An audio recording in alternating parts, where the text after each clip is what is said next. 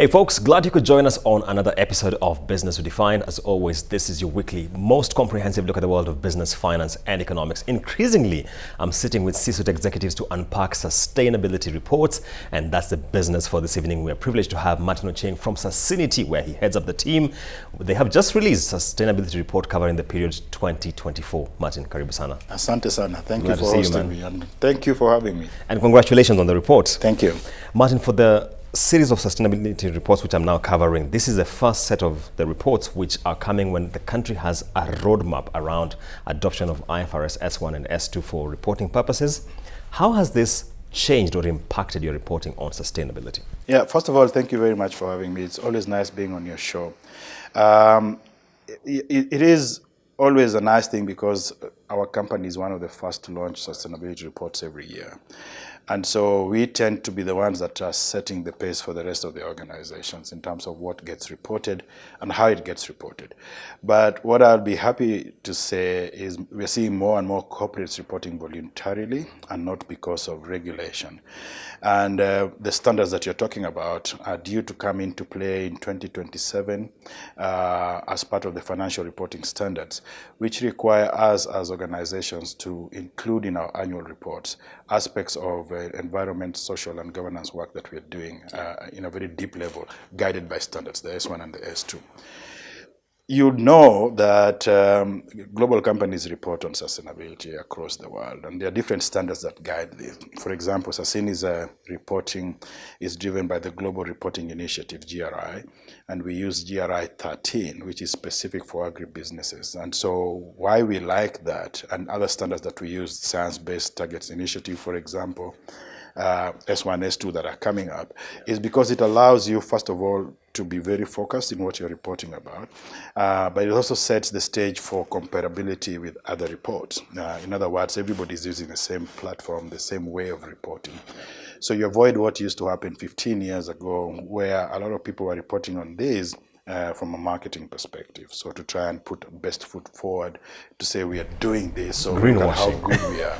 And a lot of it was greenwashing because it was all talk and no action. Now the standards that do allow you to do the correct thing, they don't allow you to greenwash, and so you can't put something in there that, first of all, is not audited and authenticated, and number two, is not on the ground. So from that perspective, when they get rolled out, I think we'll have better reporting.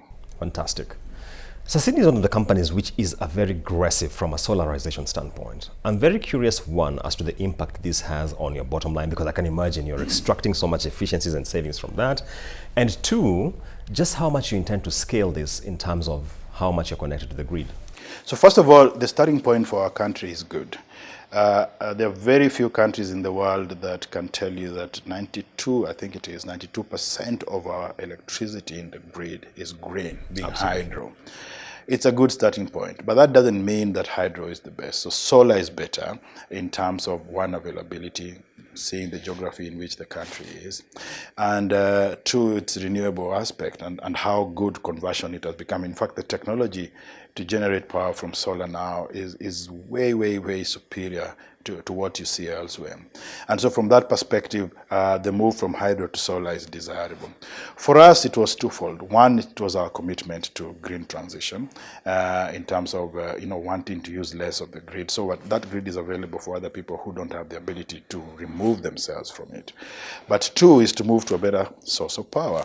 And then the second thing on top of that green transition was the cost and efficiencies it was giving us. When we did it in 2023 and commissioned it, it was still very expensive to do. So what we've done, the phase of the project we've done now in the 1.3 megawatt solar power generation station in our tea business accounts for about 30% of our requirement. It's just really capturing the solar and using it during the day. So there's a second phase coming, which is storage, which is really where the benefit is. So you can store it and use it when there's no power. So because of the weather and the seasons and the way things work, you tend to have optimal production anything between 7 and 8 months in a year, because during the rainy season, the collection is less, and so the efficiency of conversion is also less. So if you can have storage, then it can help you then. But apart from that, we also want to roll this out in our coffee business, because coffee is also a big, heavy user of electricity, in our macadamia business, in our avocado business as well. And the aim is by 2026 for 30% of the whole organization's power needs to be solarized. Currently, it's in the tea business as a pilot, and it's worked very successfully, and we're very proud of the work we've done there. It has given us savings, a lot of the profits that flows to the bottom line, because the cost of generating power from solar is about 30% the cost of buying power from KPLC. And there's nothing wrong with KPLC, as I've said, it's green energy, but it's expensive. And that's why solar is better. So at 30%, you can imagine what 30% for 30% of your usage is really good. I can imagine your sweet spot there. You've got a very nice twin factor here, and this is what I mean, Martin. One, as an agro company, of course, with tea, coffee, your forest, if I could call it, footprint was already strong. Here you are planting trees. Are you potentially looking at a sustainability-linked kind of facility based on this kind of solid platform you have? Yes, and we're not doing it for commercial reasons. So one of the things we struggled with when we started the deliberate journey in 2019 was we knew through the crops that we grow and the trees that we have in our plantations, being one of the biggest landowners in the country, that our sequestration efforts in terms of numbers, when we start measuring them, will be huge. And we might end up in a position where we are positive and we got credits to then share with other people and sell. And those credits, as you've known and seen, can be a really good source of profit.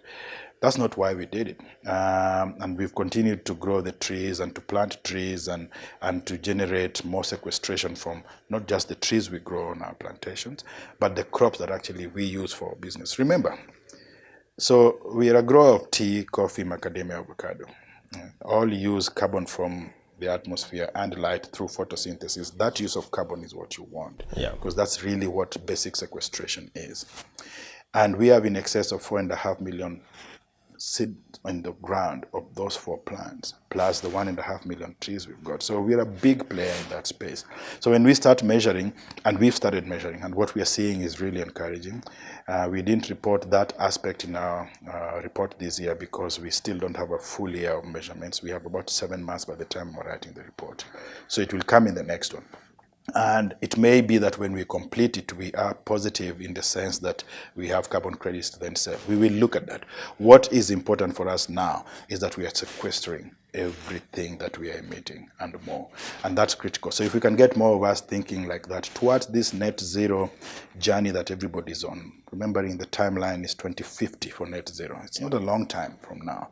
And so people should get going. And the reason trees are important is because they're the biggest absorber of carbon from the atmosphere. Carbon is one of the biggest and most harmful greenhouse gases to the ozone layer. And so it's really good for us that we are doing this work. We're very proud about it. Okay. So we have to wait for the next report to yes, visibility. We do have, in the current report we've just released, we have a whole section, 6 or 7 pages, talking about our commitment to that, the work that we've started doing. We couldn't quote numbers even though we had certification to do that. We decided not to because it was based on 6 months of data. It's not data that is going to change, which is why I'm telling you confidently we'll report on it next year, and it will be good numbers to look at. I think when we do, we'll be one of the first to report in the country on where its carbon footprint is. And it's appropriate that it's an agricultural business because we use land, and it's land that grows trees that then sequesters CO2. And so as an agricultural business, we are more likely to be positive there than a bank, for example. So we're very happy with that. I'm really looking forward to that statistic. Certainly looking forward to it. Martin, something which caught my attention in your presentation, and I think you shouldn't have mentioned this almost in passing, is that it looks like you're looking at some strategic acquisitions and JVs in the market. One, what sort of pipeline would you be looking at? How soon are you looking to consummate this? And are you scouring Kenya-wide, East Africa-wide, or continental? So that part of the presentation was talking about our key strategic pillars. So just by way of summary, we are driven by 6 things. One is the need for us to diversify in the crops that we grow for export, large scale, for export. Those are our two parameters. Number two is to look at M&A activity to help accelerate that growth. That M&A activity would be for agricultural businesses where we can do joint ventures, or we can do outright acquisitions, or we can do some form of partnerships that affects us positively in the top and the bottom line. It is, and that's what you're picking about. It is a very important part of us because we want to be the biggest agricultural business in the continent. At our current pace, it will take us a certain amount of time. If we want to accelerate that, we have to look at people we can work with, which is why that pillar exists. The third pillar is the work we do on ESG and basing our business on sustainability, the drive for the 9 SDGs that we've chosen to focus on, and going forward, we'll continue to do that. Part of growing as well is to expand our geography beyond Kenya. So currently, all our 4 crops are grown in Kenya, and we are about to launch crop growing in the region as well, and we are looking at opportunities as far west as the western part of the continent and the southern part of the continent as well. That links, the geographic expansion goal links very much with an M&A goal, if M&A is the way to do that, or if we just go and have vanilla projects that we start from the ground up. And then number 5, we're also using technology and innovation to drive our efficiency up and reduce our costs. So we are finding a sweet spot where you can do things better, quicker, but more affordably. And so the technology, agriculture has not been known for really advancing technology. Now we are seeing AI solutions that are really critical for us to be relevant for the future now. And then lastly is the role of our people in all those things, and the focus on our talent, which is really, really the key driving force towards achieving these things. So to zero in on the M&A, we have looked at some opportunities. We've been active, some of them public, some of them not. By nature of those discussions, it's very difficult for me to tell you what we're looking at the moment. But it is really to drive the top line, to drive our size, to drive the profit towards that being Africa's number 1. I know. And I know there might be NDAs around this, but very general question here. When would you be looking to close like a transaction? We've been very close. We launched this strategy in October 2023. We've had 3 very good opportunities on our table. We said bye to one because there was just a disconnect in values at some stage of the discussions. We came very close to closing one in our tea business last year, and there are a couple on the table we expect in the next 1 year should come to a close. I shall leave it at that and we take it offline on that point. You have just finished your tenure at the Global Compact. Tell us about that. So that tenure was service on the board. So I joined the Global Compact board in September 2019, served for a 3-year term, and then was asked to lead the board from a chairmanship perspective for my second 3-year term. So we were allowed to serve 2 3-year terms there. So I've been there for 6 years. In that time, the Global Compact Network, which is the world's biggest corporate sustainability initiative, started by the United Nations in Kenya, has grown in leaps to the point where we have about in excess of 300 companies as members of the UN Global Compact. It is a global initiative run out of New York, but localized in countries in what you call local networks. So in Africa, Kenya is the biggest local network. And that is a reflection of the work that corporates in this country and private businesses are doing towards 2030 and the achievement of the SDGs. So some of the successes there is the growth in the membership is a measurement, the growth in the impact of the work that those members do, things like reporting and holding yourselves accountable like Sasini is doing here, adaptation of those SDGs and which ones you think are relevant for your business that you can then use to advance the achievement of that. And the collaboration in between those members to help us to move faster. So I'm very proud of the service we gave there. The board is in extremely good hands. The new chairman, Abdi Mohammed of ABSA, is going to take it to the next level. And what we want to do there is to continue driving that story, driving that experience of not just talking, but backing that talk with action. I see. Martin, many of the players in this region who are in your space tell me that increasingly they're having challenges in accessing markets like the EU because of sustainability-linked requirements. How is Sasini navigating this? Well, we've not had that challenge. And maybe for us it's a bit fortuitous because we've been sustainable from 1952. As an agribusiness, we wouldn't be here if we were not. The difference, and I've said this many times, between what we're doing now and what we did pre-2019 is that now we are deliberate. We are deliberate around the choices we make. We are deliberate around the SDGs we are focusing on. We are deliberate around the initiatives to move faster towards 2030. We are deliberate about the action we are taking, putting money behind those actions. We are deliberate around looking for partners to help us to not just increase the scale, but deepen the impact as well of the work that we do. That being deliberate is the reason you're seeing a lot of us being quoted as leaders in this space. So we are doing it because we know if we don't do this, these 75 years we've been in business will be meaningless. We want to be here for 75 times so many other times. So because of that, we meet the requirements in our markets fairly easily. Europe is very much governed by ESG guidelines around what they import and consume. And so we didn't want to wait until those laws came into effect and now you have to do it because you need the market.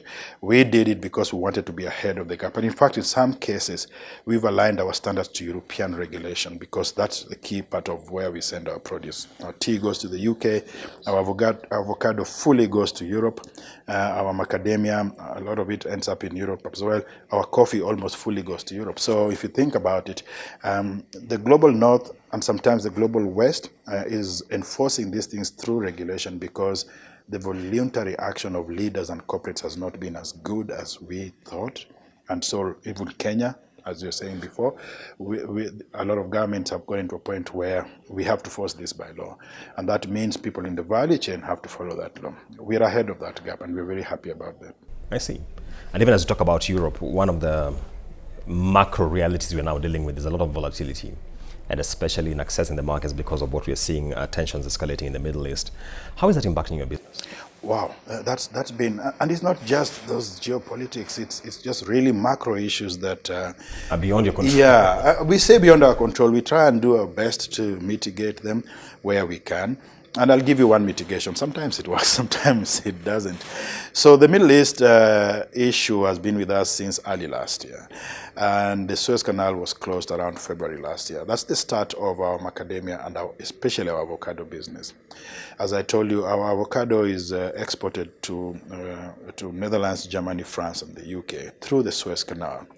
It takes us 28 days from the ship leaving Mombasa to our market in Rotterdam, going through the Suez Canal. When that got closed and we had to reroute that through Cape Town, Lagos to the Mediterranean side, it's long route. Yeah, it took 60 days. Jesus. For a perishable product like avocado. So we had some losses in the sea because the war broke out when we already had containers in transit, and so they had to be rerouted, and the protocols that we had used to pack that fruit wasn't for long transit, and so that ended up not being a good business. But that's exactly what's happening to us now. So that's the one thing, the length of time it takes. And for perishable goods like our fruit, or maybe people who are exporting vegetables on the sea and stuff like that, it is really difficult. But even if you had products that are not perishable, the cost is 2.5 times if you're going around the Cape. And so what used to cost $1,500 to send a container to the US is now $4,500 or $4,000. And so one, the cost of doing that business is high, and the cost of the product is then high to the end consumer. And that's never a good thing, because we work very hard to try and reduce the cost of production so that we can reduce the end buying point for the consumer. So that particular issue is not good. A couple of years ago, the US went through serious recession leading up to their election. They're coming out of it now. That meant as well that consumables in the US went down in terms of demand. That affected our macadamia business. We've had things like, because of good weather, overproduction of some of the commodities we see in the market, and so prices have collapsed a bit. Yeah. So there are challenges everywhere. But I keep saying to my team, that's why we are here, to try and meet these challenges and mitigate them where we can. But those macro issues are really challenging. I see. We have 5 minutes to go as we dial on our conversation. Martin, walk us through the sustainability focus end to end for Sasini, literally from farm to the consumer. So that's a very deep question. It's very difficult to answer in simplicity because it's very complicated. But if I could summarize that, it's what we do as an organization. So let me frame this.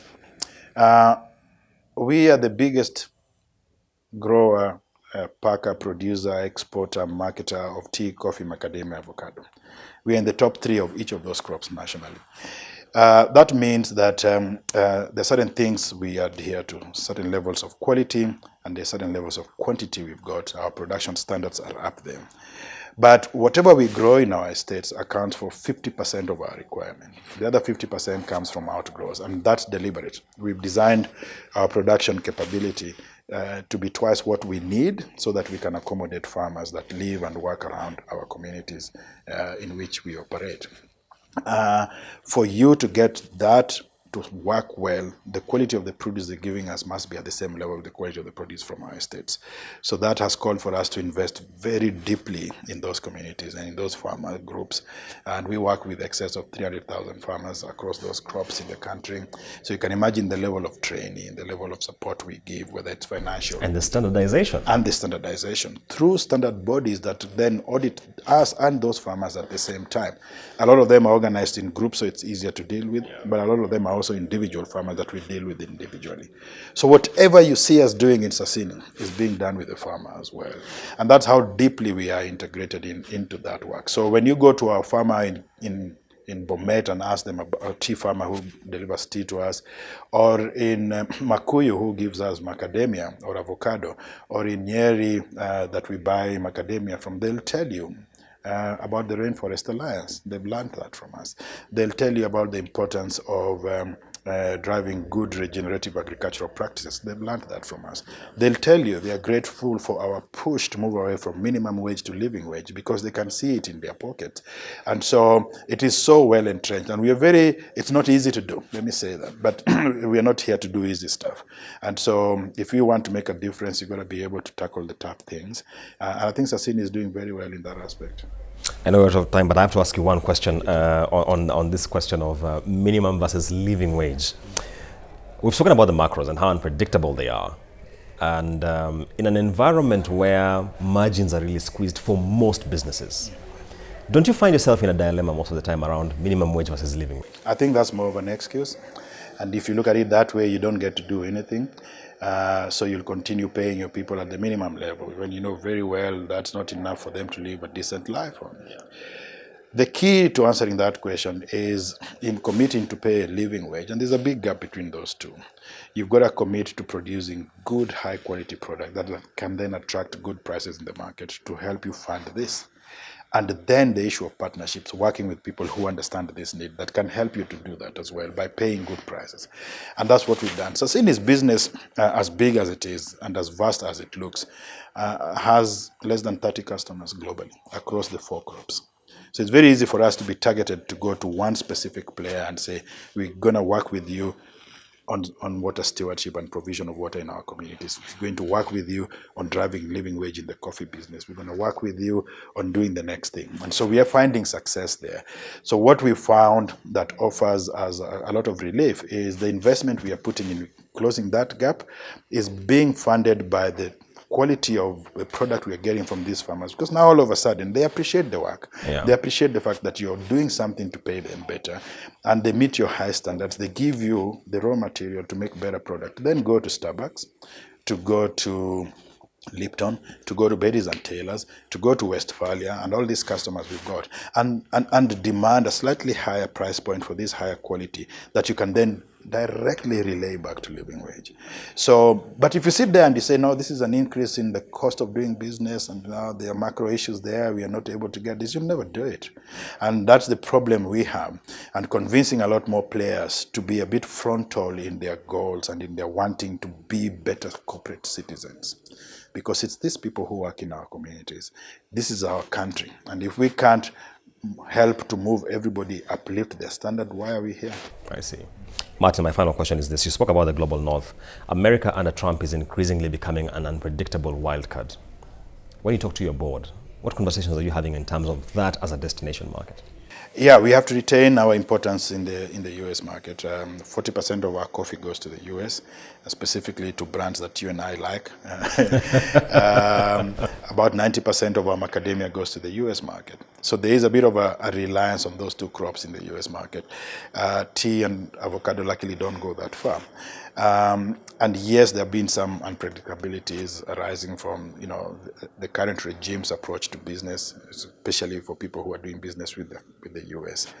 So what that means is, if you are able to reduce your reliance on the U.S. market, please do. That means look elsewhere, the Middle East, the Gulf states, the Far East. Luckily, we were already there. So even though they're small markets for us now, we can see the growth potential, especially in the Gulf and especially in the Far East. Japan and South Korea have become very, very important countries for us. And then there's the big in-between of China and India. So, just because somebody's been reliant on one market for long, actually that's strategic weakness, because if something happens to that market, then you're a bit compromised, and it does open people's doors to start sending product and look for markets in China and in India. We are doing that with our avocado business. We are doing that with our macadamia business. We are doing that with our coffee business now. So Europe has become very central to coffee as well, and we are seeing a growing volume of our coffee beans going to the Far East as well. So the US remains an important market, and we can't walk away from it because of the sheer size, the long-term relationships we've had there.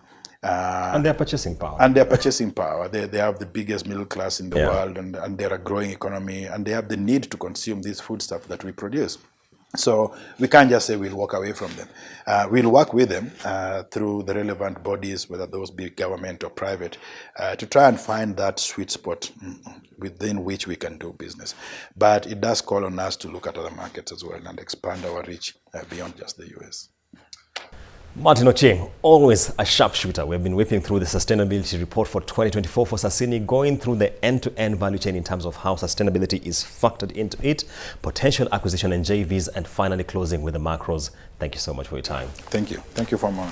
That closes our conversation on Business Redefined. Stay tuned for other conversations focusing on sustainability reports, because increasingly that is the in thing. Stay tuned.